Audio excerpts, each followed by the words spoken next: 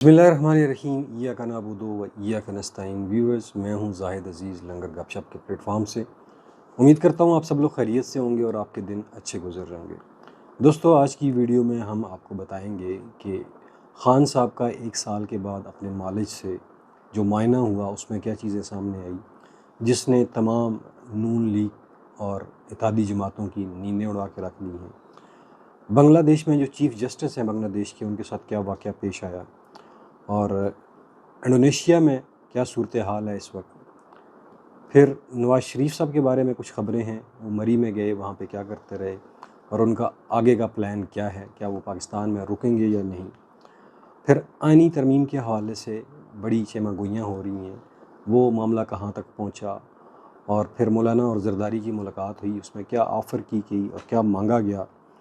और इसके अलावा जी माशी हालात के बारे में IMF ने क्या कहा है और फ़ौज में अगले महीने में क्या बड़ी तब्दीलियाँ आने वाली हैं और वकला तहरीक कहाँ तक पहुँची है और तुलबा तहरीक जो है उसका क्या स्टेटस है। ये सारी चीज़ें, वीडियो थोड़ी सी लंबी हो जाएगी, आपके साथ इस वीडियो में हम डिस्कस करते हैं।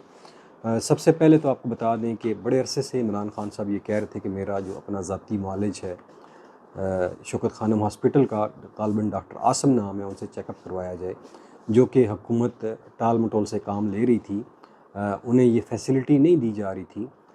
जब ये जलसा था 22 अगस्त को, उसके बाद वो जलसा मुलतवी किया गया कुछ लो और कुछ दो की पॉलिसी के तहत।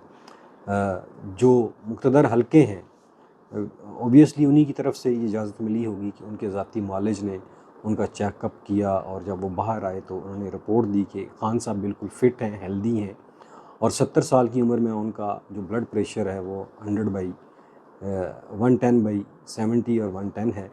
और ये 70 साल के आदमी का जेल में ये ब्लड प्रेशर एक आइडियल ब्लड प्रेशर है। और इस तरह उन्हें कहा जी ख़ान साहब बिल्कुल फ़िट हैं, तंदुरुस्त हैं। और ख़ान साहब ने जो डमल की दरख्वास्त दी थी वो भी, उन्हें डमल भी प्रोवाइड कर दिए गए हैं और वो फुल इस वक्त एक्सरसाइज कर रहे हैं। कुछ बुक्स भी मंगवाई हैं ख़ान साहब ने और वो बुक्स भी पढ़ रहे हैं। जो इस वक्त क़यादत है हमारी, आप जानते हैं कि उनका बुक वगैरह से तो दूर दूर का शगफ़ नहीं है, वो सिर्फ़ और सिर्फ जो उनकी किचन कैबिनेट है उसमें ही खिचड़ी पका रहे होते हैं। बहरहाल ख़ान एक लीडर है, वो अपने आप को फुली कंज्यूम कर रहा है, अपने आप को तैयार कर रहा है पाकिस्तान में तब्दीली के लिए और वो किसी वक्त भी जेल से बाहर आ सकते हैं, इसलिए वो अपने आप को मेंटली और फिज़िकली तैयार कर रहे हैं। और ये जो है ये असाब की जंग है और ये असाब की जो जंग है वो ख़ान साहब जीत चुके हैं। ये डॉक्टर साहब जो आए थे बाहर, उनका कहना था। दोस्तों, बांग्लादेश के हालात आपने देखे कि किस तरह बांग्लादेश में तुलबा तहरीक चली और फिर वहाँ पे तुलबा ने अपने मुतालबात मंगवाए और हसीना वाजिद को मुस्तफ़ा होना पड़ा और फ़ौज ने भी आम आवाम के ऊपर जुल्म और सितम करने से इनकार कर दिया और पुलिस ने भी। और वहाँ पे भी बड़े अरसे से एक डिक्टेटरशिप थी, सिविलियन डिक्टेटरशिप थी, जिसके तहत वहाँ पे लोगों को गवर्न किया जा रहा था, लोगों को हकूक़ से महरूम रखा जा रहा था। जबरी गुमशुदगी और अगवा के आम केसेस थे, मेरिट की धज्जियाँ उड़ाई जा रही थी और वहाँ पर तुलबा ने तहरीक चलाई और सब लोगों को मुस्तफ़ा होना पड़ा और चीफ़ जस्टिस को फिर इस्तीफ़ा देना पड़ा। और आज की इतलात ये हैं कि चीफ़ जस्टिस जैसे ही अवाम में निकले तो अवाम ने उनकी पिटाई कर दी। ये बेसिकली एक मिसाल है। बांग्लादेश के जो हालात हैं वो पाकिस्तान से मुख्तलिफ़ इस तरह हैं कि पाकिस्तान का तो माशी सिस्टम तबाह हो चुका है, मईशत तबाह हो चुकी है, वेयर एज़ बांग्लादेश की जो मईशत थी वो पाकिस्तान से लाखों दर्जे बेहतर थी और वहाँ पे उनका जो इकनॉमिकल ग्राफ था वो भी ऊपर था, उनकी जो एक्सपोर्ट्स थी वो भी ज़्यादा थी हमसे। और इसके बावजूद वहाँ पे तब्दीली आई। तब्दीली किस वजह से आई कि वहाँ पे बेसिक लोगों के जो ह्यूमन राइट्स हैं उनको वायलेट किया गया, लोगों के साथ जुल्म किया गया, जबर किया गया। आज वो चीज़ जस्टिस जो शेख हसीना वाजिद की इमां के ऊपर फ़ैसले दिया करता था, उसकी आवाज़ के ऊपर दुम हिलाया करता था, आज जब वो अवाम में निकला तो अवाम ने उनकी पिटाई कर दी, दुरकत बना दी। तो इससे पाकिस्तानी जो अदलिया की जो टॉप स्लॉट है उसको भी देखना चाहिए कि पाकिस्तान के हालात तो बांग्लादेश से बहुत बुरे हैं। और फिर इन्होंने अगर पाकिस्तान में रहना है तो फिर ज़ाहिर है आवाम से इंटरेक्शन भी रखनी पड़ती है, तो कहीं ऐसा ना हो कि बांग्लादेश वाले हालात यहाँ पे भी हो जाएं। हम दुआ करते हैं कि ऐसे हालात ना हों। बहरहाल जो एक्सटेंशन की बातें हो रही हैं उसके ऊपर काज़ी साहब को ख़ुद भी सोचना चाहिए। अब इस सिस्टम की जान छोड़ देनी चाहिए उन्हें उनके पास जितना उन्हें मौका दिया था कुदरत ने अपने आप को मनवाने का, वो मौका वो इस्तेमाल कर चुके हैं। अब मज़ीद मेरे ख़्याल में उन्हें तब आजमाई नहीं करनी चाहिए, क्योंकि उनके साथ साथी जजेस नहीं हैं, वो अक़लियत में हैं। दोस्तों, आप जानते हैं कि इस पूरे ख़ित्ते में जो तहरीकें चल रही हैं, आज बांग्लादेश में भी ये हालात इस तरह के बन चुके हैं कि बांग्लादेश में भी हंगामे फूट पड़े हैं। वहाँ पे भी लोग हुकूमत से तंग आए हुए थे, गुर्बत की वजह से पिसे हुए थे। वहाँ पे भी लोगों के ऊपर जबर किया जा रहा था, जिसकी वजह से बांग्लादेश में राइट्स जो हैं वो बहुत ज़्यादा हो रहे हैं और वहाँ के हालात जो हैं वो काबू से बाहर हैं। फ़ौज को बुला लिया गया है। अब देखते हैं कि बांग्लादेश के लोग क्या करते हैं, क्या वो भी अब देखते हैं कि इंडोनेशिया के लोग क्या करते हैं, क्या वो भी बांग्लादेशी मॉडल को फॉलो करेंगे। दोस्तों, नवाज़ शरीफ के बारे में मैं आपको एक ख़बर देता चलूँ कि नवाज़ शरीफ साहब मरी गए जी। वहाँ पे जब ये गए तो इन्होंने गाड़ी जो है माल रोड से गुजारी, तो लोगों ने कोई नोटिस नहीं किया कि कौन जा रहा है कौन नहीं जा रहा। कुछ लोग उनकी गाड़ी की तरफ लपके और जिनका डेटा जो है सोशल मीडिया वॉरियर्स ने निकाल लिया कि वो बिल्कुल डाई हार्ड किस्म के कारकुन हैं नून लीग के। सिर्फ उन्होंने ही नवाज़ शरीफ को वेलकम किया, अदरवाइज़ लोगों ने कोई ध्यान नहीं दिया। लोगों ने नो लिफ्ट का बोर्ड लगाया हुआ था मरी में, जब वो इवन के गाड़ी से उतरे और वॉक किया, उन्होंने बाज़ार में गए और लोगों ने कोई हाथ नहीं हिलाया, कोई लोग उनके लिए रुके नहीं हैं। लोगों ने उनको नो लिफ्ट का बोर्ड लगा दिया, लोगों ने कोई लिफ्ट नहीं दी। और इसीलिए कहते हैं कि नवाज़ शरीफ साहब ज़्यादा डिप्रेस भी हैं कि जो उनका ख़्याल था कि अवाम में मेरी पजीराई है, तो वो मरी के इस टूर में उनको अपनी पजीराई का अंदाज़ा हो गया है। और फिर ये चीज़ अगर चेक करनी है खान साहब ने, तो मैं नवाज़ शरीफ साहब ने तो एक तरफ वो अपनी जो हारी हुई सीट है जिसको उन्होंने जीत में बदला है, वो सीट एक तो या तो वो खुद सरेंडर कर दें, डॉक्टर यास्मीन राशिद को वापस कर दें, या फिर अगर आपने मकबूलियत देखनी है, खान का तो खैर ये मुकाबला नहीं कर सकते हैं। और इवन के जो डॉक्टर यास्मीन राशिद है, अगर आप उनको निकाल के पाकिस्तान में किसी भी बाज़ार में उनको ले जाएं, किसी भी रोड के ऊपर उनको गुजार दें, देखें लोग उनका किस तरह इस्तकबाल करते हैं, किस तरह लोग उनके लिए खड़े होते हैं, तो मियाँ साहब को अपनी मकबूलियत का अंदाज़ा हो जाएगा कि वो कितने मकबूल हैं अवाम में। मियाँ साहब, अब ये नवे वाला पाकिस्तान नहीं रहा है, पाकिस्तान बदल चुका है। यहाँ पे लोग अब शऊर आ चुका है लोगों में, लोगों ने तालीम हासिल कर ली है। इसलिए आप ये जो भोंडी चीज़ें हैं ना, मार्केट में जाएंगे तो लोग आपके लिए हाथ उठाएंगे या कुछ करेंगे, ऐसा नहीं है। अब आप वो इनकलाबी रहनुमा नहीं रहे हैं, क्योंकि आपने 3 दफ़ा डील की है। अगर आप ये डीलें ना करते तो आज आपकी मकबूलियत आसमानों को छू रही होती। लेकिन चूँकि आप सख्तियाँ बर्दाश्त नहीं कर सकते हैं, आप, मैं यूँ कहूँगा कि जिस तरह शेवर हैं, आप शेवर लीडर हैं, तो शेवर लीडर तो पाकिस्तान में नहीं चल सकता। तो ये एक इन्होंने किया। और दूसरी खबर जो खान साहब ने दी थी कि मियाँ साहब जो हैं वो अपना सामान पैक कर रहे हैं, वो किसी वक्त भी लंदन यात्रा के लिए निकल जाएंगे, अपने मुल्क चले जाएंगे जहाँ पे उनके बच्चों की, उनकी बेटी की और उनकी अपनी जायदादें हैं, कारोबार हैं, तो वो लंदन के लिए अपने आबाई वतन रवाना हो जाएंगे। तो इस बात की हमें ख़बर दी है जी नजम सेठी साहब ने। नजम सेठी जानते हैं कि वो मियाँ साहब के बड़े क्लोज़ हैं और उनके घर की एक ख़बर उनके पास होती है, तो उन्होंने भी इस खबर की तस्दीक की है कि मियाँ साहब मेडिकल चेकअप के लिए जो वो लंदन जाएंगे, किसी वक्त भी जा सकते हैं। ज़ाहिर है जाना चाहिए। मियाँ साहब को नज़र आ रहा है कि अब मेरे लिए कुछ नहीं हो सकता, जितना कुछ करना था अदारों ने, अदलिया ने वो कर दिया। मियाँ साहब एक सूरत पाकिस्तान में रुकेंगे, अगर काजी फ़ायज़ ईसा साहब को कोई एक्सटेंशन मिल जाती है तो मियाँ साहब पाकिस्तान में स्टे करेंगे, बाहर भी जाएंगे, वापस भी आएंगे। लेकिन अगर काजी साहब को एक्सटेंशन नहीं मिलती है, जिसकी वो पूरी सरतोड़ कोशिश कर रहे हैं, तो फिर मियाँ साहब जो है पाकिस्तान में नहीं रुकेंगे, बल्कि अपने आबाई वतन लंदन रवाना हो जाएंगे। वहीं पे वो क़याम करेंगे, अपने बिज़नेस को देखेंगे, अपने इवन फील्ड फ्लैट्स को देखेंगे। दोस्तों, आईनी तरमीम के हवाले से आपको आईनी तरमीम से पहले दोस्तों एक चीज़ बता दूं कि आज पाकिस्तान को यानी कि मोहसिन नकवी 11 को बांग्लादेश की क्रिकेट टीम ने ज़बरदस्त शिकस्त दी है, पछाड़ दी है। और ये अब मेरे ख़्याल में शहबाज शरीफ साहब टीवी के ऊपर नहीं आएंगे, वो और उनके साथ वो जो एक मशहूद राना मशहूद हैं वो भी नहीं आएंगे। अब भी वो आके कहें ना कि मियाँ साहब ये आपका विजन था, और इस तरह बाजू करें शहबाज शरीफ ये आपका विजन था, किधर गया आपका विजन? क्या हाल कर दिया आपने पाकिस्तान की इंटरनेशनल क्रिकेट टीम का मोहसिन नकवी 11 के ज़रिए। देखिए, क्रिकेट जो है उसका फ़ौज से कोई तल्लक नहीं है। एक क्रिकेटर की ट्रेनिंग जो है वो क्रिकेट कोच ही कर सकता है, फ़ौजी नहीं कर सकते हैं। आपने हर जगह फ़ौज को घुसेड़ दिया, पाकिस्तान की इंटरनेशनल टीम का बेड़ा गर्क करके रख दिया। बांग्लादेश जैसी टीम से आप पहली दफ़ा जो है वो टेस्ट मैच हार चुके हैं, और वो भी अपने होम ग्राउंड के ऊपर। इसके ऊपर मैं अब आप और ज़्यादा क्या कहूँ आपसे। आवाम का रिएक्शन देख लें। अब आपका वीएन मियाँ साहब कहाँ गया, जो आप अरशद नदीम के जीतने के ऊपर कहते हैं ये मेरा वीएन है, मैंने पौधा लगाया है। तो ये अभी हुकूमत भी तो आप कर रहे हैं पिछले 2.5-3 साल से, अब आपका वीएन कहाँ गया।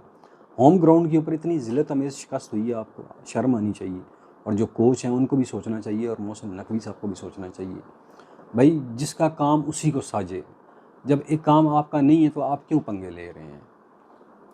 आईनी तरमीम के हवाले से जी जो कौमी असम्बली की वेबसाइट है उसके ऊपर आ चुका है जी। लोकल बॉडीज़ के हवाले से अमेंडमेंट होगी, कानून में कोई एक्ट में तरमीम होगी, और एनी तरमीम आएगी, ज़रूर आएगी, लेकिन उस वक्त तक नहीं आएगी जब तक हुकूमत को श्योर नहीं हो जाता कि हम अपने नंबर्स पूरे कर लेंगे। उसके लिए आपने देखा होगा कि कल जरदारी साहब और मोहसिन नकवी साहब जो हैं वो मौलाना साहब की रहशगाह के ऊपर गए, मुलाकात की। काफ़ी तवील मुलाकात थी, लेकिन मौलाना साहब ने उन्हें कोई हाँ या ना का जवाब नहीं दिया। हाँ, मौलाना साहब को जरदारी साहब आप जानते हैं कि किंग मेकर हैं, और ऐसे मामलात में वो जब भी मुश्किल में होती है नून लीग तो वो उन्हें निकालते हैं मुश्किल में। उन्होंने मौलाना साहब को बहुत बड़ी ऑफ़र की है, 2 वज़ारतें और गवर्नरशिप ऑफ़र की है, छोटी ऑफ़र नहीं है। और मौलाना साहब ने इसके ऊपर सोचने का मौका मांगा है कि मुझे अपनी पार्टी में मशावरत करने दें, उसके बाद मैं कोई जवाब दूँगा। और जो तरीक़े इंसाफ़ के भाई ये सोच रहे हैं कि मौलाना साहब पीटीआई का साथ देंगे, तो वो उनका सोचना फ़िलहाल कबल अज़ वक्त है, क्योंकि मौलाना साहब स्टेटस को की पार्टी हैं। JUF जो है वो स्टेटस को पार्टी है, वो हमेशा स्टेटस को सपोर्ट करते हैं। आपने देखा नहीं कि मौलाना साहब जब गए सुप्रीम कोर्ट में तो काजी फ़ायज़ ईसा के सेक्रेटरी साहब ने उन्हें रिसीव किया, बाकी किसी को तो वो रिसीव नहीं करते। इसकी वजह क्या है? इसकी वजह दो ही बताई जा रही है। काजी साहब शायद ये चाह रहे हों कि वो मौलाना से कोई फेवर लें कि एक्सटेंशन के मामले में मौलाना साहब वोट जो हैं वो नून लीग को दें ताकि काजी साहब की एक्सटेंशन हो जाए। ये बातें मीडिया के ऊपर चल रही हैं।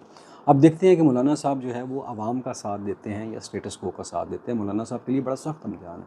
अगर मौलाना साहब जो है वो स्टेटस को का साथ देंगे तो मौलाना साहब की जो बच्ची खुशी साख है वो भी ख़त्म हो जाएगी, और अगले इलेक्शन में मौलाना साहब को शायद ये सीटें मिलना मिले। अगर मौलाना साहब ने स्टेटस को का साथ ना दिया और अपने आप को ज़िंदा करने की ठान ली, तो फिर मौलाना साहब अगले इलेक्शन में भारी अक्सरियत से आएंगे, ये भी मैं आपको बता दूँ।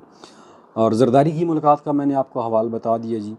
माशी हालात पाकिस्तान के आपके सामने हैं। महंगाई दिन ब दिन बढ़ रही है, लोग आए दिन खुदकुशियाँ कर रहे हैं, बिजली के बिलों की वजह से खुदकुशियाँ कर रहे हैं, खाने पीने की चीज़ें इतनी महंगी हैं कि लोग जो हैं खुदकुशियाँ कर रहे हैं। बच्चों की फ़ीसें नहीं हैं, लोगों जो किराए के घरों में रहते हैं उनके लिए किराए देने के लिए पैसे नहीं हैं।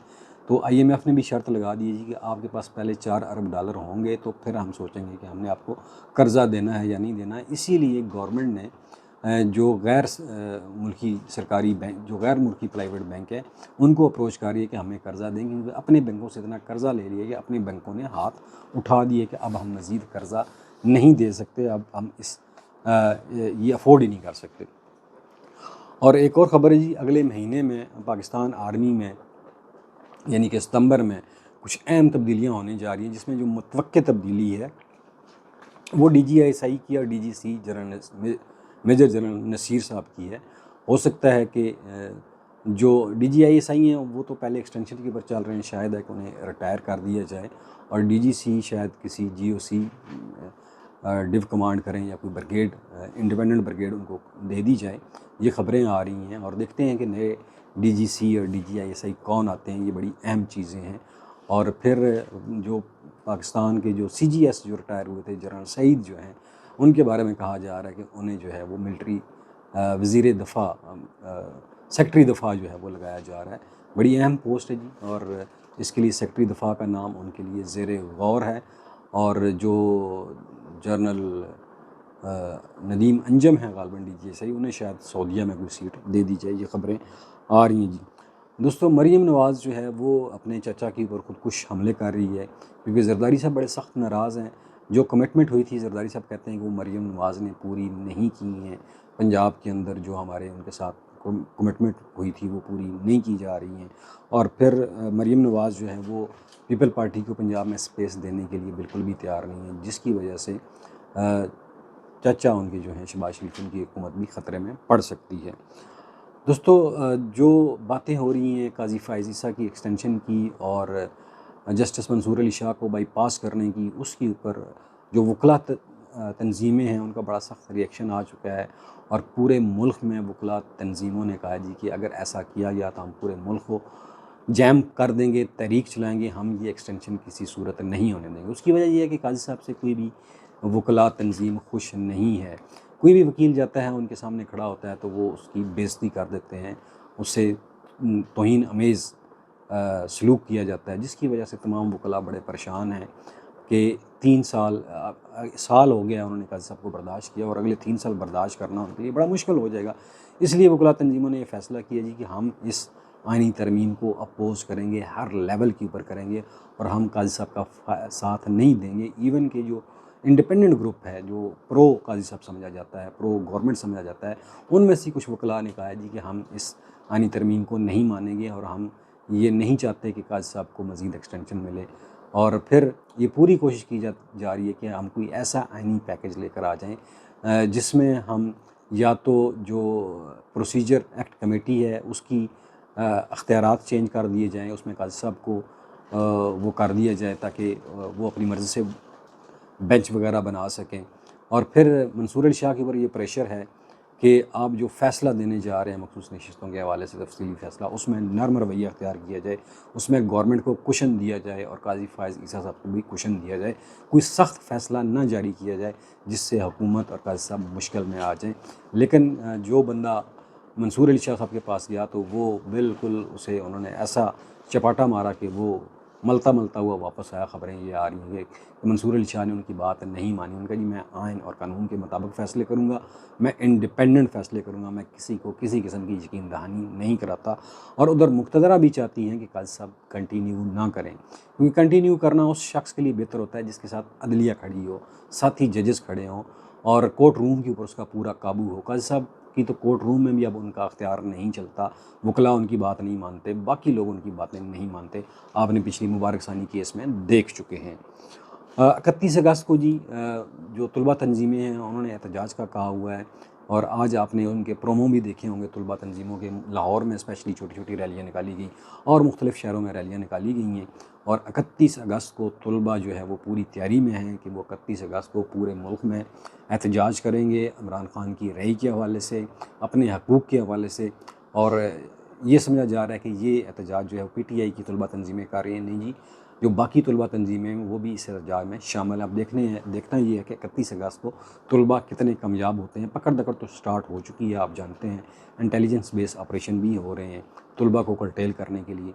लेकिन मेरे ख़्याल में ये मुश्किल हो जाएगा गवर्नमेंट के लिए भी और हुकूमती इदारों के लिए भी। दोस्तों उम्मीद करता हूँ कि ये व्लॉग आपको पसंद आएगा। अगर पसंद आए तो इसको लाइक ज़रूर कीजिएगा और चैनल को सब्सक्राइब कीजिएगा ताकि ये जो फायरवॉल वाला प्रॉब्लम हमें आ रहा है इससे हम बच सकें। अपना और अपने प्यारों का ख्याल रखिएगा। मुझे दीजिए इजाज़त। पाकिस्तान जिंदाबाद।